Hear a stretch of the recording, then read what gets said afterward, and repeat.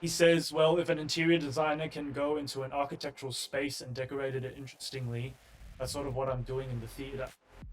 I'm taking the three-dimensional space of the theater and decorating it with sound. So we want to start thinking about our sound as this physical object that not only inhabits a space, but is the space as well. That's what we'll be looking at in modules. This guy is Miguel Izaza. He's a sound designer and ambient musician, I believe from Colombia.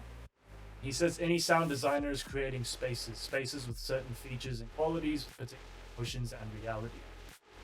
So he's another person, another musician, sound designer that talks about creating a space, right, with your music, with your sound, with your soundscape, with particular notions and realities, right? So what does he mean by particular notions and realities?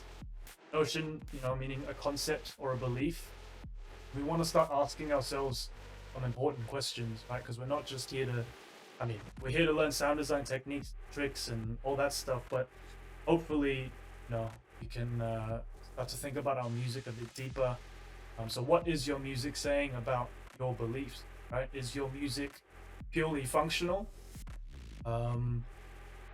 If you're just writing music for bangers, that's totally fine, right? Are you trying to elicit an emotional response? What is that emotional response? That's cool. You want to scare people, you want to comfortable.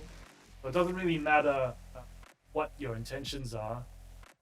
It's important to you, it's valid. But having a clear intention on why you're doing what you do is going to help inform all of your decisions moving forward. I think this is pretty important. You're going to take your music seriously, or even if just a hobby,